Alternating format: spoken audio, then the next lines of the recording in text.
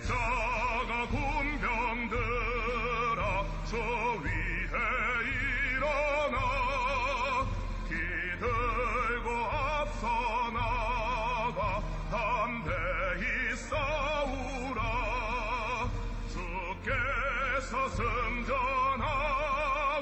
영광을 얻도록 그 군대 거느리사 이기게 하시네 십자가 군병들아 주 위에 일어나 그 나팔 소리 듣고 곧 나가 싸우라 주 없는 원수 앞에 쭉 따라갈 때에 주 예수님을 주사 강하게 하시네 십자가 군병들아 주 위에 일어나 내 힘이 부족하니 주 권능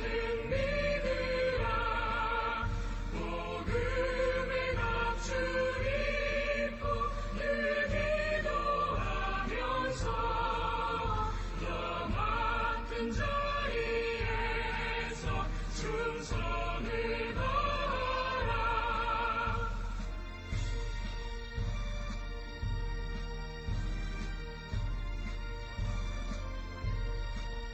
십자가 군병들아 주 위에 일어나 이날에 적전하고 곧해가 부르라 승전한 군사들 영생을 얻으며 영광의 주와 함께 왕노릇하리라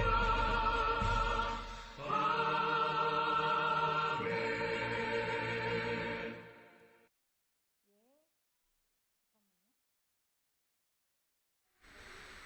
우리 그동안 성경 목록 외웠잖아요. 근데 노래로 외웠잖아요. 그게 원래는 그 노래, 그 멜로디를 쓰면 안 된대요. 그래가지고 그게 왜 쓰면 안 되냐면 그 멜로디가 옛날에 일제시대 때 그 일제 그 대중 음악 멜로디였나 봐요. 그거 뭐라고, 뭐 있는데. 일본 노래. 그래가지고 그 총회에서 그 멜로디 사용하지 말아라 그랬대요. 그래서 박우열 목사님께서 어제 그거 하지 말라고 이렇게 말씀해 주셨어요. 근데 우리는 그러면 멜로디 하지 말고 요거 악보만 보시면서 다 외우신 분 계세요 혹시? 안녕하세요. 어서 오세요. 그러니까 요거 보시고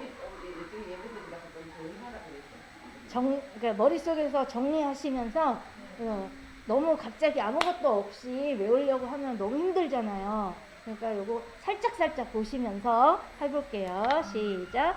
창세기, 출애굽기, 레위기, 민수기, 신명기, 여호수아, 사사기, 룻기, 사무엘상하, 역대상하,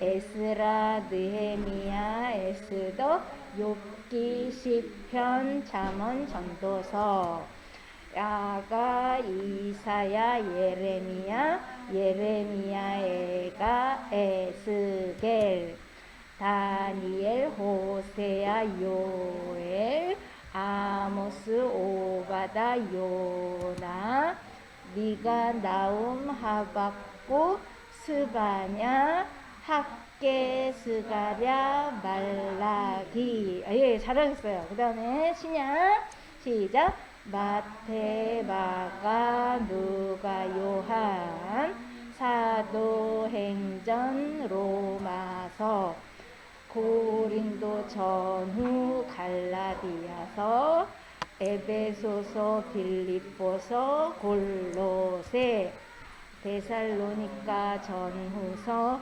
디모데 전후 디도서, 빌레몬, 히브리, 야고보, 베드로 전후서, 요한 1, 2, 3, 유다서, 요한계시록, 구약은 39권에다 신약 27권으로 성경은 6권이라. 네, 잘하셨습니다.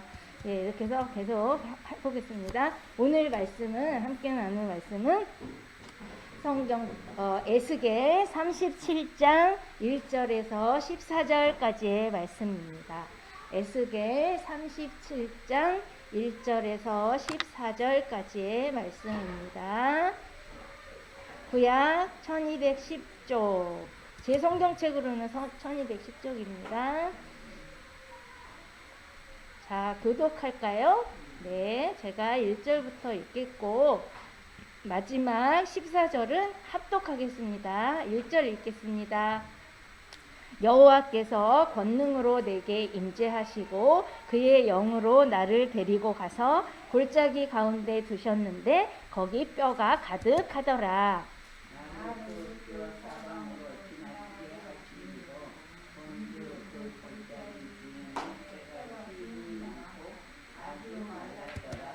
그가 내게 이르시되 인자야 이 뼈들이 능히 살 수 있겠느냐 하시기로 내가 대답하되 주 여호와여 주께서 아시나이다.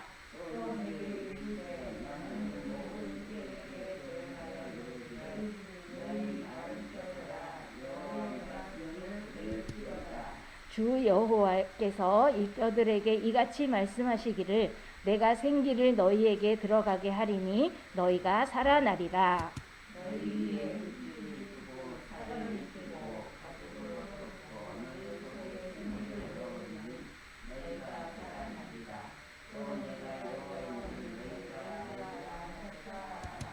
이에 내가 명령을 따라 대언하니 대언할 때에 소리가 나고 움직이며 이 뼈 저 뼈가 들어맞아 뼈들이 서로 연결되더라.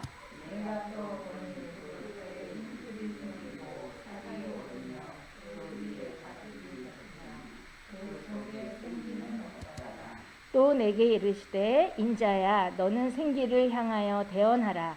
생기에게 대언하여 이르기를 주 여호와께서 이같이 말씀하시기를 생기야 사방에서부터 와서 이 죽음을 당한 자에게 불어서 살아나게 하라 하셨다 하라.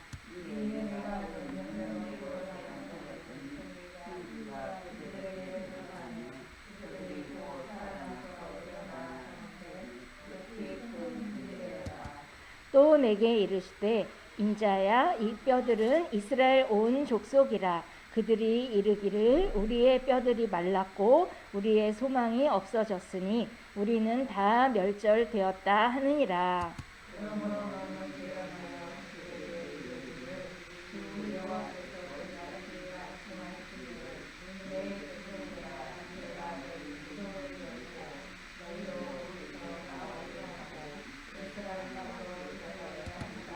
내 백성아 내가 너희 무덤을 열고 너희로 거기에서 나오게 한즉 너희는 내가 여호와인 줄 알리라. 14절은 합독하겠습니다. 시작. 내가 또 내 영을 너희 속에 두어 너희가 살아나게 하고 내가 또 너희를 너희 고국 땅에 두리니 나 여호와가 이 일을 말하고 이룬 줄을 너희가 알리라. 여호와의 말씀이니라. 아멘. 예, 이제 오늘 이렇게 에스겔 37장 1절에서 14절까지의 말씀을 준비했는데요. 우리가 오늘 함께 나눌 말씀 제목은 믿음으로 선포하라입니다.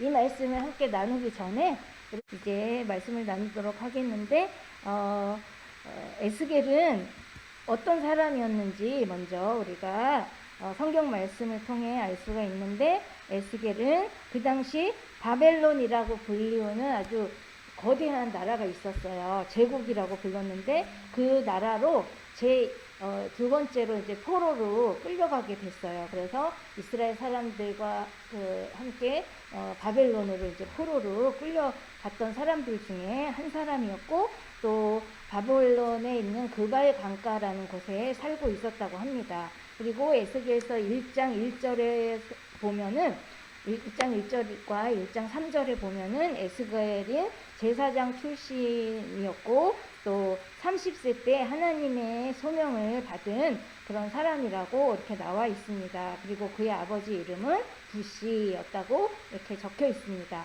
그리고 에스겔은 선지자로서 에스겔서를 통해서 두 가지 예언을 크게 하고 있는데, 하나는 이스라엘이 그렇게 이제 멸망당할 수밖에 없었던 이유가 무엇인지를 이제 예언하고 있어요. 그리고 다른 하나는 하나님께서 그냥 이렇게 망한 상태로 이스라엘이 포로 상태로 그렇게 이스라엘 민족이 어려움과 환란 속에 살도록 내버려 두신 하나님이 아니시죠, 당연히. 그래서 회복시켜 주겠다는 그런 예언의 말씀을 이렇게 에스겔을 통해서 하고 계십니다. 특히 오늘 함께 나눌 본문의 말씀은 이스라엘이란 나라가 완전히 멸망하고 백성들이 이제 포로로 잡혀왔으니까 희망도 없고 미래도 안 보이는 거예요. 우리나라가 이제 일제에 핍박을 받고 일제한테 점령을 당해서 했던 그 당시랑 많이 비슷한데, 이스라엘은 나라에서 이제 떠난 거죠. 자기가 살던 나라에서 듣도 보지도 못한 다른 나라로 가서 이렇게 포로로 잡혀가서 노예 생활을 하고 그런 상태였잖아요. 그래서 이러한 이스라엘을 하나님께서는 꼭 회복시켜 주시겠다, 완전하게 회복시켜 주시겠다라고 이제 예언을 하는데, 오늘 본문 말씀을 통해서 그 마른 뼈들이 있는 골짜기를 보여주고, 그 마른 뼈들이 어떻게 살아날 수 있겠느냐 없겠느냐 이런 질문까지 하세요.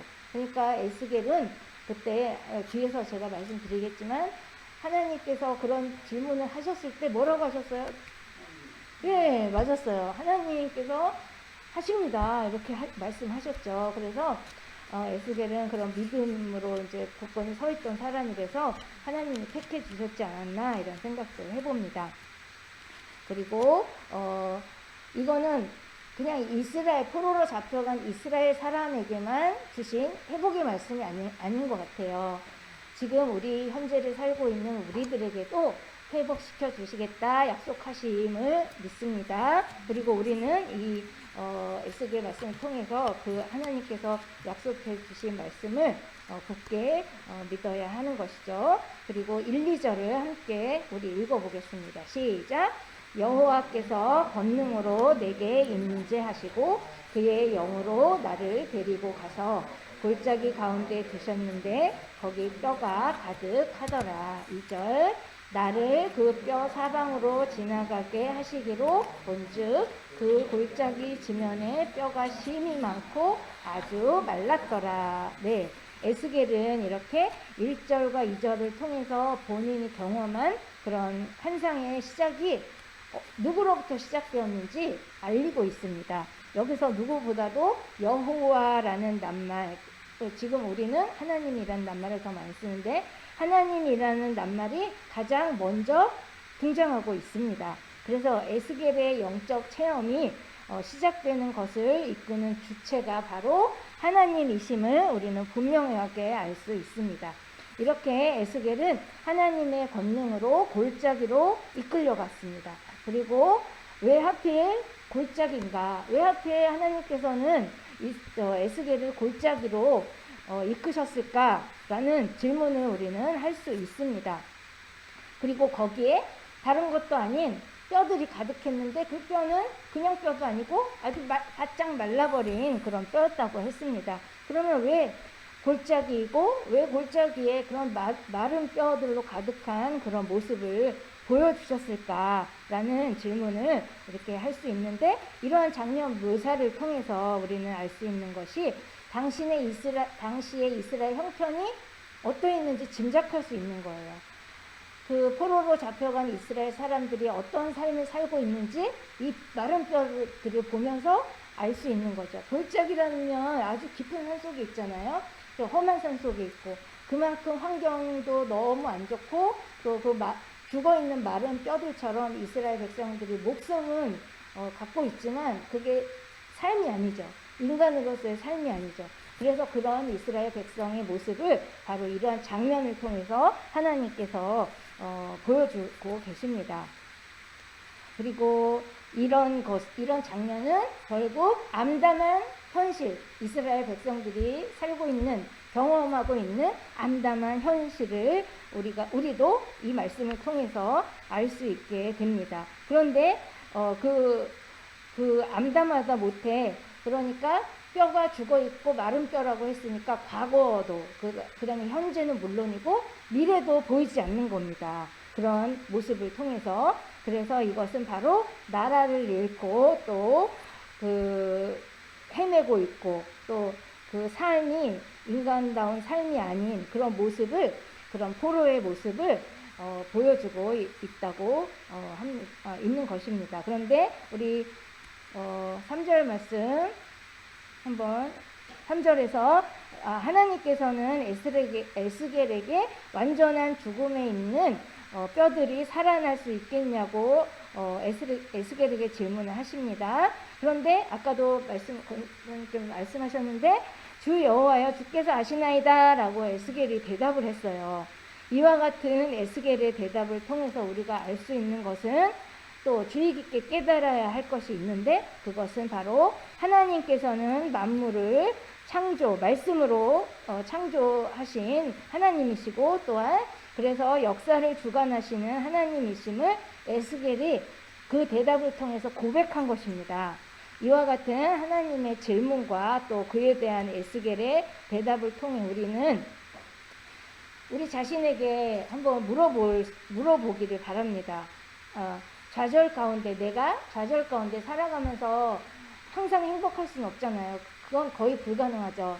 좌절 가운데 있고, 그 다음에 곤란 가운데 있고, 어려운 가운데 있는데, 그런 와중에서도 내가 하나님께 에스겔이 고백한 것처럼 하나님은 만물을 창조하신 창조주 하나님이십니다. 그러니까 저의 이런 모든 안 좋은 상황과 일들을 하나님께서는 능히 해결해 주실 수 있습니다 라고 고백할 수 있는지, 과연 우리 어르신들 본인에게 순간순간마다 항상 물어보는 그런 일이 생겨났으면 좋겠습니다. 왜냐하면 그런 질문을 통해서 하나님 아버지가 어떤 분이신가를 다시 상기하게 되고, 그러면은 내가 지금 처한 어려운 상황들을 하나님께 맡길 수 있는 믿음이 생깁니다. 그래서 우리가 항상 그런 질문을 나 자신한테 하는 습관을 가졌으면 좋겠습니다.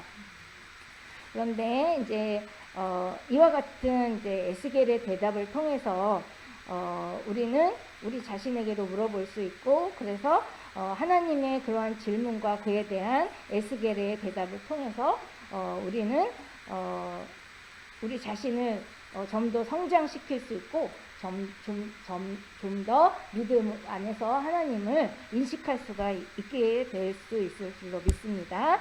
그리고 이렇게 좌절과 절망 가운데 어떤 소망도 빛도 없다고 느낄 때 우리는 에스겔에서 오늘 배운 말씀, 함께 나눈 말씀을 항상 기억하면서 믿음을 고백하기를 원합니다. 이처럼 우리는 하나님의 말씀에 비추어서 내 자신에게 묻는 그런 습관을 가지길 원하고, 또 그렇게 한다면 우리는 겸손해질 수 있고, 또 에스겔처럼 순종할 수 있는 순종의 그런 아름다운 모습도 가질 수 있으리라 믿습니다. 그래서 겸손과 또 순전한 순종으로 우리가 축복받을 수 있는 그 지름길로 가는 우리 모두가 되기를 원합니다. 그래서 주님께서 주시는 축복 안에 우리 항상 함께 머무르기를 원합니다. 자, 그러면 이러한 믿음의 고백을 한 에스겔에게 하나님은 과연 어떠한 축복을 주셨는지 이제 4절 말씀을 함께 읽겠습니다. 시작. 또 내게 이르시되 너는 이 모든 뼈에게 대언하여 이르기를 너희 마른 뼈들아 여호와의 말씀을 들을지어다. 아멘. 예, 그렇습니다. 믿음의 고백을 한 에스겔에게 하나님께서 그 믿음을 보시고 기뻐하시면서 큰 권한을 주셨어요. 바로 소생 불가능한 그 마른 뼈들을 하나님의 말씀을 듣고 말씀하신 대로 순종했을 때, 대언했을 때 그 마른 뼈들이 살아나리라 라는 그런 하나님의 벌써 이루어 주신 그 말씀을, 그 축복을 에스겔은 받았던 거예요. 그래서 이럴 때 에스겔이 어떻게 하면 어떤 그 상태였을 때 하나님께서 그러한 축복을 주셨는지 한번 생각해 봐야 되는데, 에스겔은 그 당시에 에스겔의 영적 상태가 제가 말씀을 통해서 은혜 받은 것은 항상 준비되어 있다는 거죠. 하나님은 축복을 주시기를 원하는데 우리가 영적으로 준비가 안 되어 있다면 전혀 받을 수 없는 거예요. 얼마나 안타까워요. 그런데 에스겔은 지금 어떻습니까? 하나님께서 그런 대언하는 큰 축복을 주셨을 때 금방 받아들일 수 있었던 거예요. 준비가 되어 있었으니까. 물론 선지자이기 때문에 준비가 되어 있을 수도 있는데, 요나를 생각해 보면 요나는 안 그랬잖아요. 하나님 명령하셨는데 그 반대로 해놨잖아요. 그런 거를 비교를 해보면 에스겔은 그만큼 준비가 되어 있어서 이러한 축복을 받지 않았나 이렇게 생각을 해봅니다. 그리고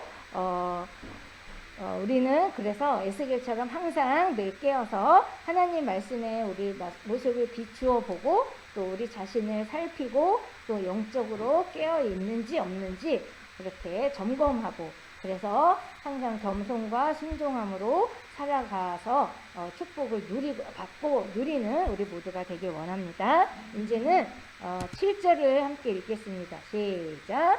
이에 내가 명령을 따라 대언하니 대언할 때에 소리가 나고 움직이며 이 뼈 저 뼈가 들어맞아 뼈들이 서로 연결되더라. 아멘. 예. 에스겔은 이제 하나님의 명령을 지체함 없이 바로 실행에 옮겼습니다. 이렇게 할 수 있었던 이유는 앞에서도 말했다시피 그만큼 영적으로 준비가 되어 있었고, 준비되어 있으니까 바로 순종하는 그런 겸손함이 있었던 거기 때문에 순종할 수 있었던 거죠. 그리고 또한 하나님의 말씀을 전적으로 믿는 믿음 위에 서 있었기 때문입니다. 에스겔은 자신의 그런 짧은 생각과 판단으로 요리조리 재지 않았어요. 이 뼈가 하나님이 나한테 대언하라고 했는데 이 뼈가 내가 대언했을 때 이 뼈가 살아나지 않으면 어떡하지? 라고 의심하거나 또 불안해하거나 하지 않았습니다. 에스겔은 굳건한 믿음 위에 정말 하나님께서 하신 말씀을 그대로 순종하고 바로 순종하는 그런 실천하는 에스겔이었습니다. 그래서 우리가 요나나 그런 요나처럼 하나님의 명령을 불순종하거나 그러지 않고 또 그런 거는 불신앙적인 행동이죠. 그런 행동을 하지 않고 우리가 항상 에스겔처럼 하나님의 말씀을 그대로 믿는 마음으로 믿음으로 그냥 행동에 옮기면은 끝입니다. 우리는 그 다음 일은 하나님이 다 해주시니까요. 그래서 우리도 역시 일상생활에서 자신에게 어떤 잘못을 하지 않았는데 교회 밖에서도 그렇고 교회 안에서도 그렇고 그런 일들이 종종 일어나는 것 같아요. 어떤 일이냐면 내가 잘못을 안 했는데 오해를 한 거예요. 상대방이 오해를 해서 저를 이제 그러면 저한테 직접 와서 나 이렇게 돼서 제가 좀 기분이 안 좋습니다. 그리고 그러면 이제 대화를 하면서 풀 수가 있는데 그렇게 안 하고 제 3자한테 가서 그 확실한 것도 아닌데 이렇게 얘기를 하고 그러면 일이 커지는 거예요. 네.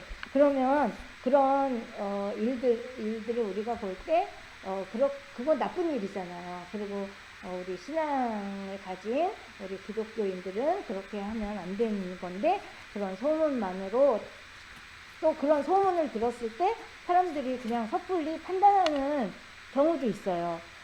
내가 보지도 않은 건데 섣불리 판단해서 그 사람을 미워하고, 그러면은 미워하는 죄를 저지르는 게 되잖아요. 그러니까 그런 죄에 빠지지 않도록 우리는 항상 영적으로 깨어 있어야 될 줄로 믿습니다. 이런 그 다음에 나의 삶의 우선순위를 나의 목적이나 내 욕심으로 가지면 안 됩니다. 그리고 에스겔이 이렇게 순종할 수 있었던 이유는 나의 삶에 있어서 가장 첫 번째 순위는 바로 하나님이다.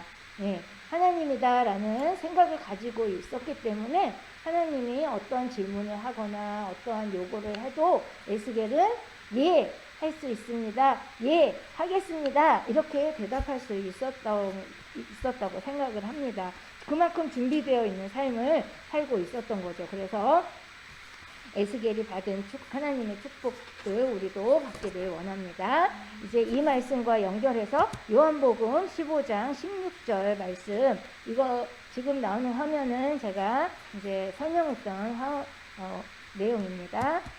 요한복음 15장 16절을 우리 함께 읽어보겠습니다. 화면에 있으니까 화면 보고 한번 읽어볼까요? 시작!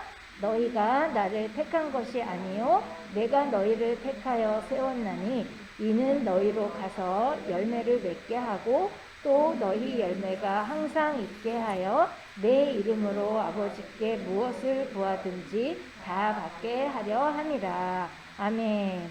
우리는 모두 똑같은 피조물이에요. 하나님께서 말씀으로 창조해 주신 모두 똑같은 피조물입니다. 그래서 같은 피조물의 입장에서 누가 누구를 정죄하고 그럴 수는 없는 거죠. 만약에 그렇게 한다면 하나님, 우리를 만들어 주신 하나님을 정죄하는 거나 마찬가지예요. 아주 큰 죄죠. 근데 우리는 그거를 너무 쉽게 잊어버리고 살아가면서 다른 사람을 정죄하고 미워하는 그런 죄를 지을 때가 많습니다. 그래서 항상 조심해야 된다고 생각합니다. 그리고 하나님께서 준비해 주신 축복을 받고 누리고 열매 맺기 위해서는 요한복음 15장 16절에서 말씀하셨다시피 하나님이 우리를 세워주셨으니까 서로 존중해주고 서로 세워주고 그러면 나도 세워지는 거예요. 근데 그거를 이제 사람들이 착각을 하면서 다른 사람이 짓누르면 내가 일어난다, 내가 세워진다 이렇게 착각을 하는 거죠. 그러면 하나님께서 축복을 못 주시고 또 열매를 맺을 수가 없습니다. 그러니까 오늘 말씀을 통해서 우리는 항상 다른 사람을 먼저 세워주면 나는 그만큼 더 세워진다라는 것을 이제 생각하면서 열매 맺는 삶을 살아가기를 원합니다. 그리고 이제 새해를 또 한 번 맞잖아요. 이제 설날을 통해서 새해를 맞아 하나님께서 우리 각자의 마음에 주신 그러한 각오나 비전이나 아니면 성경 말씀이 있을 줄로 생각됩니다. 그 말씀을 꼭 붙잡고 이 한 해 동안 내가 꼭 열매를 맺으리라 라는 다짐을 했으면 좋겠습니다. 그래서 항상 그걸 붙잡고 기도하면서 연말에는 하나님께 감사, 찬양, 영광 올려드리는 우리 모두가 되기를 원합니다.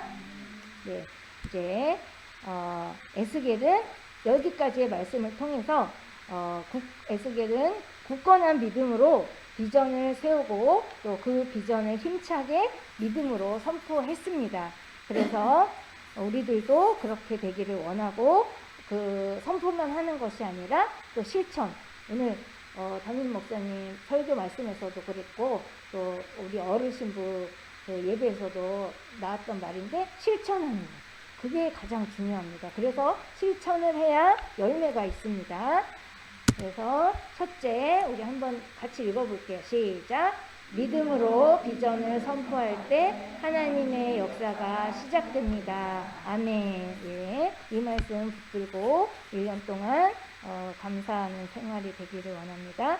그리고 우리가 이제 입으로 시인하고 또 믿음으로 선포할 때 비로소 하나님께서 일하시고 역사하신다는 그런 진실을 꼭 기억하시기 바랍니다. 그리고 우리가 믿음으로 비전을 선포하고 하나님께서 역사하시면 꼭 열매를 맺을 수 있다는 것도 기억하시기 바랍니다. 하나님께서 직접 말씀을 통해서 약속해 주셨습니다. 그러니까 약속 붙들고 우리가 실천하는 그런 믿음 신앙인이 되길 원합니다. 이제 4절과 6절 하반절 말씀을 읽겠습니다. 시작. 너희 마른 뼈들아 여호와의 말씀을 들을지어다. 또 내가 여호와인 줄 너희가 알리라 하셨다 하라. 아멘. 이 말씀을 통해서는 그 마른 뼈들이 이제 살아날 것이라고 말씀하셨고, 내가 여호와인 줄 너희가 알리라라고 말씀하시면서 하나님이 어떠한 분이신가에 대해 분명히 말씀하고 계십니다. 하나님은 불가능을 어떻게 하신 하나님? 가능케 하시는 하나님. 그리고 우리가 이스라엘 민족이 지금 포로로 붙잡혀 가서 인간처럼 살지 못하고 있는 이런 패배한 상태에 있음에도 불구하고 하나님은 어떻게 하시는 하나님? 역전시키시는 하나님. 와, 그 역전시키는 그 재미는 너무 크죠. 예. 역전시키는 하나님이십니다. 그리고 하나님의 그러한 역사하심은 우리가 상상도 할 수 없고, 우리가 기대한 것보다도 훨씬 큰 그런 광대하고 놀라운 일로 역사하십니다. 하나님은 그 예로 뭐가 있어요? 하나님은 애굽에서 이스라엘을 구원하셔서 인도하신 하나님이세요. 예, 그거를 생각하면 우리가 충분히 알 수 있습니다. 그리고 에스겔이 포로로 이제 바벨론에 잡혀가 있을 때도 이런 그 환상을 보여주시면서 구원을 약속해 주신 하나님입니다. 두 번째로 한번 읽어볼게요. 시작. 구원은 모든 만물을 창조하시고 역사를 주관하시는 하나님께 속한 것입니다. 아멘. 우리는 이미 구원받은 백성이지만, 그래서 하나님의 백성이고 하나님의 자녀이지만, 우리가 그렇다고 이렇게 풀어져서 그냥 해이하게 살아가면 안 되지 않습니까? 예, 에스겔이 준비되어 있었던 것처럼 우리도 항상 준비되는 그런 삶을 사시기 바랍니다. 이제 10절 말씀 함께 읽겠습니다. 이에 내가 그 명령대로 대언하였더니 생기가 그들에게 들어가매 그들이 곧 살아나서 일어나 서는데 극히 큰 군대더라. 아멘. 10절 말씀은 에스겔이 이제 두 번째로 하나님의 말씀을 대언하는 그런 장면입니다. 하나님의 말씀을 순종하는 장면입니다. 7절 하반절부터 8절까지의 말씀에서 나타나듯이 마른 뼈들이 서로 맞추어지고 힘줄도 생기고 살이 오르고 가죽이 덮여서 사람의 모습을 갖추었습니다. 그렇지만 살아있습니까? 죽어있습니까? 죽어있어요. 그냥 겉모습만 사람 모습인 거예요. 우리가 죽은 다음에 시체가 있잖아요. 그냥 그 모습이에요. 죽어있는 모습이에요. 그렇지만 하나님께서 이제 어떻게 하신다고요? 생기를 사방에서 불러 모아서 생기를 집어넣어 주신다고 했어요. 이 말을 우리가 읽었을 때 어떤 말씀이 떠오릅니까? 창세기 말씀. 창세기 2장 7절 말씀입니다. 한번 읽어볼게요. 시작.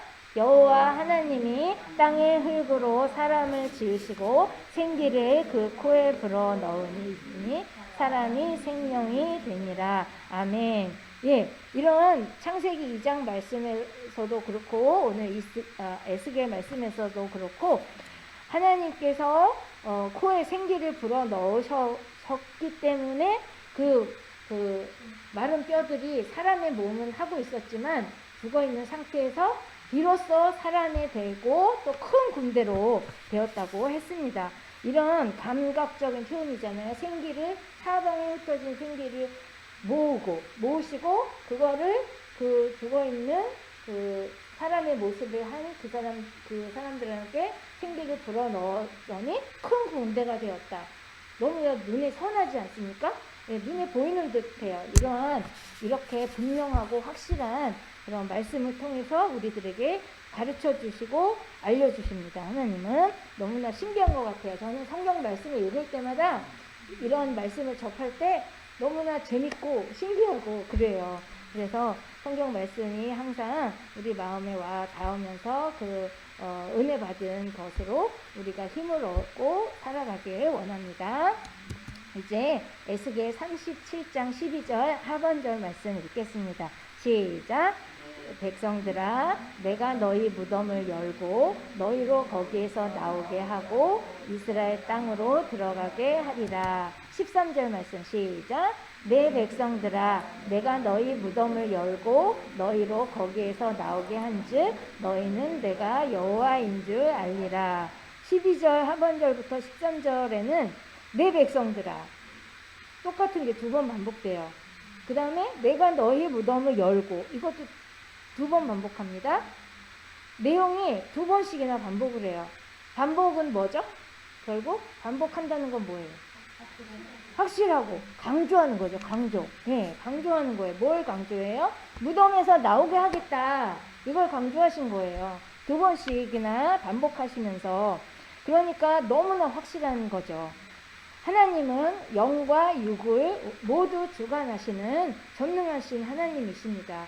그래서 완전한 부활도 하나님께 속한 것입니다. 우리가 이 말씀을 통해서 확실하게 알기를 원합니다. 세 번째 읽어볼게요. 함께 시작. 완전한 부활은 하나님께 속한 것입니다. 하나님은 영육을 주관하시는 전능자이십니다. 아멘. 그리고 이 모든 것을 완성하시는 분이 바로 누구요? 하나님이시죠. 우리 부성 8부 우리 권성 우리 성도님들 다 믿으시죠? 이거는 꼭 믿으셔야 합니다. 그래야 내가 죽고 그냥 죽으면 끝이 아니에요. 우리는 그런 아주 큰 축복을 받은 사람들이에요. 하나님으로부터. 우리는 부활할 수 있어요. 하나님께서 에스겔 말씀을 통해서도 약속해 주셨어요. 그리고 예수님을 통해서 우리는 볼 수 있었어요. 그 시대에 살지 않았지만 그건 엄연한 사실이잖아요. 예수님을 통해서 완전한 부활을 이룰 수 있다. 우리는 그거 확신하면서 살아가는 우리 모두가 되기를 원합니다. 그러면 두려울 게 없어요, 사실. 예. 나 죽었는데 나 또 부활할 수 있어. 영원히 살 수 있고 천국에 가서 하나님과 영원히 살 수 있어. 그걸 믿는다면 정말 두려울 게 하나도 없습니다. 제가 잠깐 예를 들면 저희 어머님이 나이가 많으세요. 올해 94 되셨어요. 근데 지금은 조금 아프신데 이제 고향이 이북이셨어요. 이북에서 이제 6.25 때 피난 내려오실 때 공산당에 붙잡히신 거예요. 그때 막 협박을 당했죠.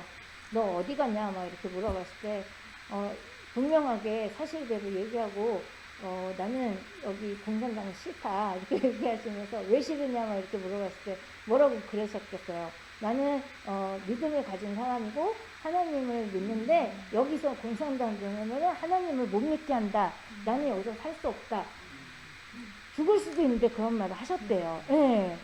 왜 그런 말을 어떻게 그렇게 죽음 앞에서도 할 수 있었느냐라고 저한테 물어보시더라고요. 그래가지고 제가 잘 모르겠다고, 어렸을 때니까 잘 모르겠다고 하니까 엄마가 나는 하나님께서 나를 만드신 것도 믿고 또 내가 여기서 죽는다 하더라도 하나님께서 완전하게 부활시켜주길 믿기 때문에 그런 용기가 생겼다. 그러니까 그래서 그런 말씀을 해주시면서 이렇게 조금 제가 어릴 때부터 성장을 해서 너무 감사해요. 지금 와서는.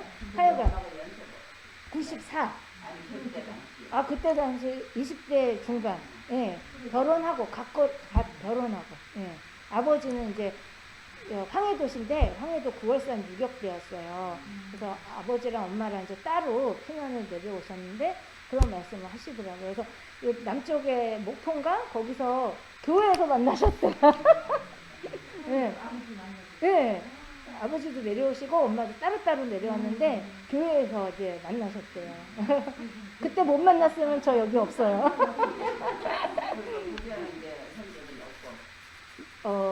엄마 형제는 있죠. 자녀들은 없어요. 거기서 있던 자녀는 죽고 여기 내려와서 이제 새로 하여간 그런 믿음이 있으면 두려울 게 없는 거예요. 죽음도 두렵지 않다는 것 제가 배웠습니다. 그렇죠. 예. 그 평양 대봉 운동도 거기서 일어났고, 그다음에 제일 첫 번째 우리나라의 제일 첫 번째 교회가 또 황해도 순례교회에서 일어나고, 그래서 피난 내려오신 이북 사람들이 교회도 많이 세우고 그랬죠. 네, 이제 그래서 14절에서는 내가 또 내 영을 너희 속에 두어 너희가 살아나게 하고라고 말씀하시면서 영에 대해서도 언급을 하십니다. 여기서 하나님께서는 구약 예언서의 말씀을 통해서도 영에 대해서 말씀하는데, 이제 신약을 연결지어서 말하면 여기서 구약에서의 영은 신약에서의 성령님이에요. 성령님. 그래서 성령님에 대해서 알려주시고, 하나님의 구원 계획을 위해 독생자 예수님을 이 땅에 보내셨죠. 그리고 우리를 살리기 위해 예수님이 돌아가셨고, 십자가에서 피 흘려 돌아가셨고, 그 보혈의 피로 말미암아 우리가 죄에서 구원을 받은 거죠. 그런 다음에 끝이 아니라 예수님이 부활하셔서 하늘로 올라가셨을 때 우리에게 또 뭐를 남겨주셨어요? 성령님. 네, 성령님을 주신 거예요.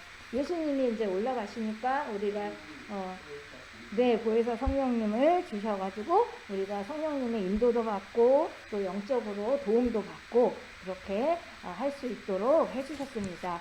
그래서 이런 말씀을 읽을 때마다 우리는 너무나 이러한 기쁨의 소식, 희망의 소식, 복음을 우리가 이렇게 접할 수 있는 게 너무나 감사한 거예요. 그리고 암울했던 그 현실에 희망을 찾을 수 있습니다. 이것 때문에. 그리고 이스라엘 백성들도 마찬가지로 잃어버린 비전과 또 사라졌던 그 미래의 소망이 생기게 된 것입니다.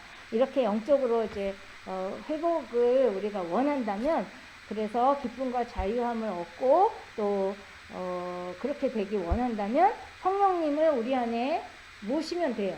예, 성령님이 우리 안으로 와서 우리를 움직일 수 있도록 해주시면 되는데, 우리는 그거를 못해요. 왜냐하면 우리 안에 너무나 많은 우리의 것이 많아요. 우리의 생각, 또 우리의 욕심, 그런 게 우리 안에 가득 차 있으니까 성령님이 들어오실 그 공간이 없는 거예요. 그러니까 우리는 우리 마음을 항상 비우고, 제가 말씀에 비추어 나를 항상 생각해야 합니다 라고, 그런 습관을 들여야 합니다 라고 말씀드리는 이유가 바로 성령님을 우리 안에 내주할 수 있도록 하기 위해서입니다. 그러니까 우리 마른 뼈처럼 우리 내적 자아가 완전히 죽을 수 있도록 항상 말씀 안에 사는 우리가 되었으면 좋겠고, 그렇게 해야 이제 영적으로 새롭게 되고 완전하게 회복될 수 있는 것입니다. 오늘 나는 말씀을 통해 우리 모두에게 이렇게 완전하고도 강력한 회복이 일어나기를 간절히 소망합니다. 이제 나이가 들수록 아픈 곳이 하나둘씩 생기잖아요. 저도 40대랑 50대랑 너무 다른 거예요. 그리고 50이랑 또 55랑 다르더라고요. 그게 기간이 빨라져요. 40대는 40이나 45 비슷했는데 50 넘어가기 시작하니까 50이랑 55랑 달라요. 네. 그러니까요. 저희 큰언니가 이제 60 중반인데 큰언니가 또 그런 말을 해주더라고요. 그러니까 나이가 우리는 그 겉모습이 늘 수밖에 없잖아요. 시간이 듦에 따라. 그러니까 그런 우리들의 연약한 모습을 생각하지 말고 우리 안에 항상 성령님이 임재하셔서 성령님이 역사하시는 대로 우리가 살아갈 수 있도록 하기를 간절히 원합니다. 그리고 그렇게 되기 위해서는 항상 기도, 말씀, 찬송 요 세 가지는 항상 가까이 하시기를 바랍니다. 이제 오늘 말씀은 이렇게 마치게 됐는데 그 복습하기 위해서 퀴즈를 3문제 냈어요. 제가 만들었어요. 1번부터 한번 해볼까요? 낱말 찾기입니다. 여호와께서 땡땡 무엇으로 내게 임하시고, 여기서 내게는 에스겔이죠? 여호와께서 무엇으로 에스겔에게 임하셨습니까? 크게 맞았습니다. 와, 잘하시네요. 권능. 그 다음에 그의 무엇으로 나를 데리고 가서, 어디 그렇게 다 외우셨어요? 영으로 나를 데리고 와서 어디에 가운데 두셨습니까? 아이고, 골짜기. 이거는 선물입니다, 선물. 거기에 골짜기에 뭐가? 그렇죠, 뼈가. 와, 다 맞추셨습니다. 너무 잘하셨어요. 이제 선물 준비 못했습니다. 두 번째, 이제는 괄호 안에 들어갈 말을 찾는 거예요. 조금 어려워졌어요. 1번보다는 조금 어려워요. 에스겔은 어디에 포로로 끌려갔습니까? 어느 나라? 와, 너무 잘하셨어요. 그 다음에 몇 세에 하나님께 부르심을 받았나요? 네, 맞습니다. 30, 너무 잘하셨어요. 너무 쉽게 낸 것 같은데요, 제가. 다음에는 좀 어렵게 내겠습니다. 마지막 세 번째 문제, 이건 OX 문제입니다. 이제 읽고 이 문장이 맞으면 이렇게 표시해주고 틀렸다 하면 이렇게 표시해주세요. 에스겔은 학자 출신으로 그의 아버지의 이름은 부시였다. 네, 하나, 둘, 셋. 자, 다시 하나, 둘, 셋. 두 분은?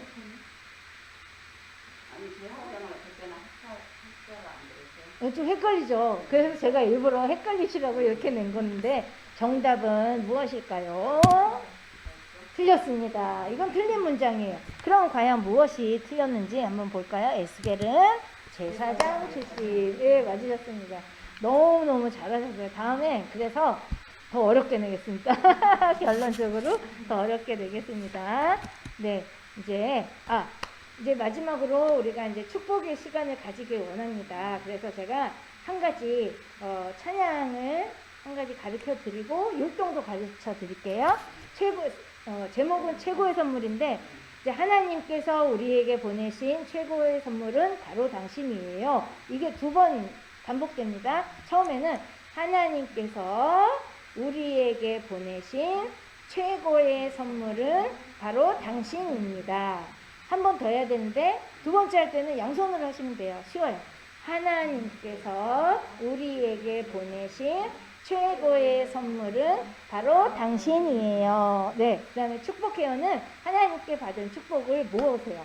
이렇게 모으셔서 축복해요. 옆 사람에게 나눠주세요. 그 다음에 네, 처음에 오른쪽으로 하셨던 분은 두 번째는 당신을 축복해요 할 때는 당신을 반대편으로 한 번은 이렇게 하셨으니까 한 번은 이렇게 양쪽으로 다 나눠주시고 뒤에도 나눠주시고 그리고 하나님께서 주신 그 사랑으로 당신을 축복합니다. 이렇게 하시면 돼요. 오늘은 제가 영상을 하나 가지고 왔습니다. 그리고 영상을 틀고 이제 음악이 나오면 같이 지금 배우긴 하셨는데 영상 보면서 같이 할게요.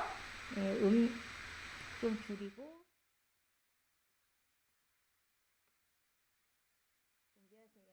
하나님께서 우리에게 보내신 최고의 선물은 바로 당신이에요.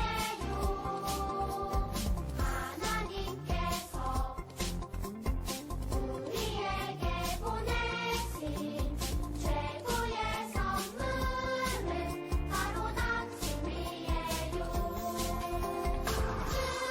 축복해요. 당신은 축복해요. 하나님께서 주신 그 사랑으로 당신을 축복합니다. 축복해요. 당신은 축복해요. 하나님께서 주신 그 사랑으로 당신을 축복합니다. 네, 이렇게 합니다. 잘하셨어요. 네, 좋죠. 네, 네, 감사합니다. 우리 주기도문으로 제가 기도할까요? 제가 기도하고 주기도문으로 마치겠습니다. 기도하시겠습니다. 전능하신 아버지, 잠깐만요. 잠깐만요. 이거 음향을 좀 높이고. 네. 기도합니다. 전능하신 하나님 아버지, 오늘 귀한 아버지 하나님의 말씀을 함께 나누고 깨닫게 하시니 감사합니다. 나의 유익이 아니라 먼저 하나님의 나라와 의를 구하는 비전을 가질 수 있도록 인도하여 주옵소서. 어떠한 상황에서도 하나님께 부르짖고 갈망하는 자에게는 응답하시는 하나님이심을 믿으며